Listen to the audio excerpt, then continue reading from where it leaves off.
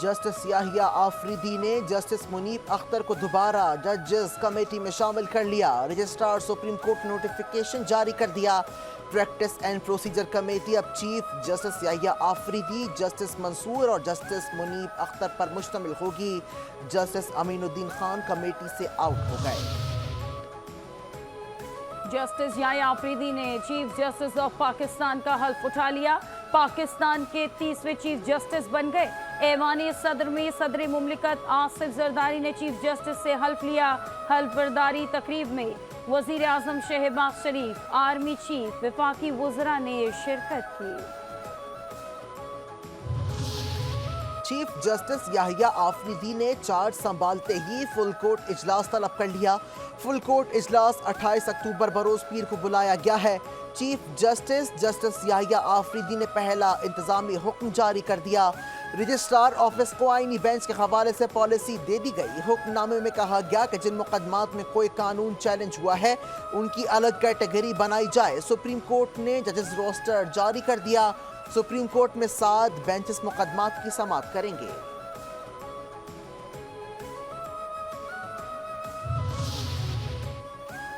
सदर मुमलिकत आसिफ अली जरदारी से वजीर आजम शहबाज शरीफ की मुलाकात। ज़राए के मुताबिक मुलाकात chief justice of Pakistan justice Yahya Afridi की तकरीब हल्फ बर्दारी के मौके पर हुई। सदर और वजीर आजम का सिक्योरिटी फोर्सेस को खराज तहसीन। मुलाकात में मुल्क की मजमूई सूरत हाल पर तफसीली मुशावरत की गई। क़यादत का मुल्क की तरक्की के लिए कोशिशें तेज़ करने के आज़म का यादा। पाकिस्तान में SCO कॉन्फ्रेंस के इनेकाद को भी खुश आइंद करार दिया गया। चीफ जस्टिस याहिया आफरीदी का सुप्रीम कोर्ट अदालतों को लाइव स्ट्रीमिंग फराहम करने का फैसला। सुप्रीम कोर्ट के जस्टिस मोहम्मद अली मजहर को टास्क दे दिया। ज़राए के मुताबिक लाइव स्ट्रीमिंग सर्विस साइलिन की रजामंदी के साथ मशरूत होगी। खातून साइल की रजामंदी के तहत केस की समाअत में राजदारी बरती जाएगी। लाइव स्ट्रीमिंग सर्विस के तहत अदालत की कार्रवाई तक दुनिया भर से रसाई हासिल होगी और ओवरसीज पाकिस्तानी सालीन भी अपने मुकदमात की समाअत बराह रास्त देख सकेंगे। सुप्रीम कोर्ट के कमरा अदालत नंबर 1 में इस वक्त लाइव स्ट्रीमिंग सर्विस है।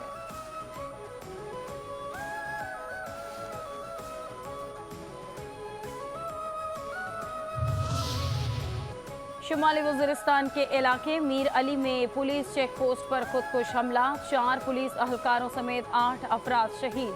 खुद हमले की जद में आकर मुतादिद अफराद भी जख्मी हुए। लाशों और जख्मियों को हस्पताल मुंतकिल कर दिया गया। सिक्योरिटी फोर्सेस ने इलाके को घेरे में लेकर सर्च ऑपरेशन शुरू कर दिया।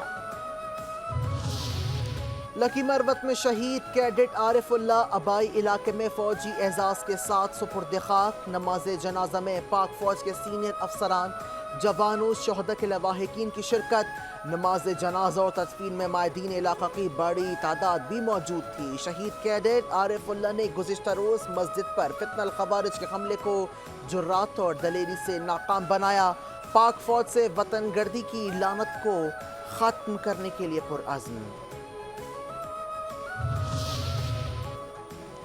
कैदी वैन पर हमले के केस में 82 मुल्ज़िमान का 2 रोज़ा जिस्मानी रिमांड मंजूर। केस की समाअत इंसदादे दहशतगर्दी अदालत के जज ताहिर अब्बास सिपरा ने की। PTI वकील अंसर क़यानी ने सवाल उठाया, पुलिस को कैदी वैन मोटरवे छोड़कर GT रोड पर लाने का किसने कहा? मुल्ज़िमान 5 अक्टूबर से पुलिस की हिरासत में हैं। अदालत मुल्ज़िमान की जमानत मंजूर कर चुकी। प्रोसिक्यूटर ने मौक़िफ़ अपनाया कि साजिश को बेनकाब करने, असलहे की रिकवरी, वीडियोज़ का तज्ज़िया कराने के लिए मुल्ज़िमान के रिमांड की ज़रूरत है। अदालत ने मुल्ज़िमान को 2 रोज़ा जिस्मानी रिमांड पर पुलिस के हवाले कर दिया।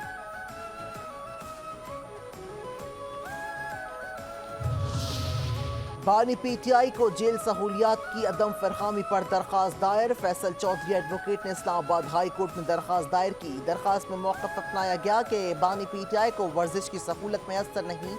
जेल में बुनियादी सहूलियात से महरूम करना जेल मैनुअल के खिलाफ है। बानी PTI को एक बहुत छोटे सेल में मुस्तकिल बंद रखा जा रहा है।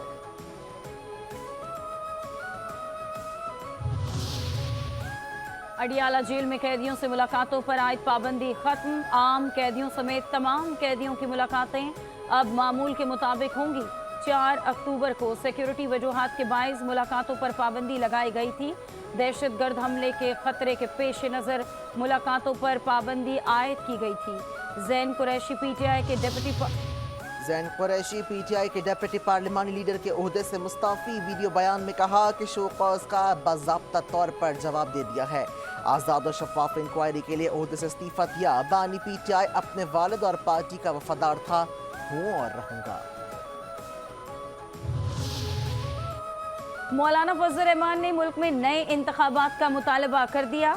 मौजूदा असम्बली नाजायज करार। खुशाब ने मीडिया से गुफ्तगू में कहा, नए इलेक्शन होने चाहिए।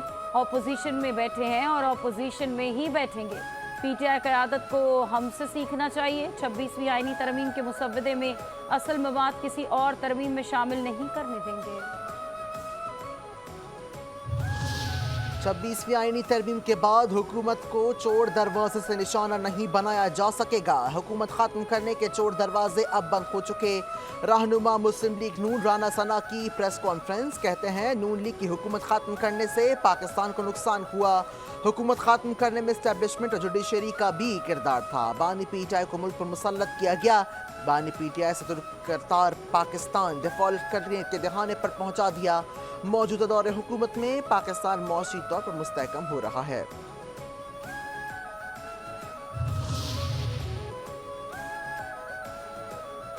दूसरे सूबों की तरह सिंध में भी आईनी बेंचेस बनाने के लिए जल्द करारदाद लाई जाएगी। 26वीं आईनी तरमीम से सबसे ज्यादा फायदा अवाम को होगा। अब अवाम के कई साल से ज़ेर समात केसेस की सुनवाई जल्द होगी। साबिक स्पीकर सिंध असम्बली आगा सिराज दुरानी की मीडिया से गुफ्तगू। कहा, मैं खुद सबके सामने मिसाल हूँ। 6 साल से केस चल रहा है, 4 साल तक जेल में भी रहा हूँ।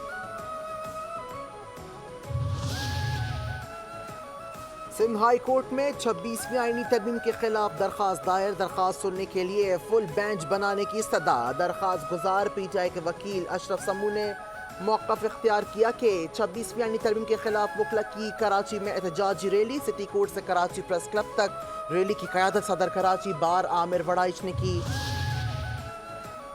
सिंध हाई कोर्ट में 26वीं आईनी तरमीम के खिलाफ दरख्वास्त दायर। दरख्वास्त सुनने के लिए फुल बेंच बनाने की इस्तदा। दरख्वास्त गुजार पीटीआई के वकील अशरफ समू ने मौक़िफ़ इख्तियार किया कि ऐसी तरमीम लाई गई जिसने बराह रास्त अदलिया पर हमला कर दिया। दरख्वास्त दायर करने का मकसद हर पाकिस्तानी के बुनियादी उसूलों को बचाना है।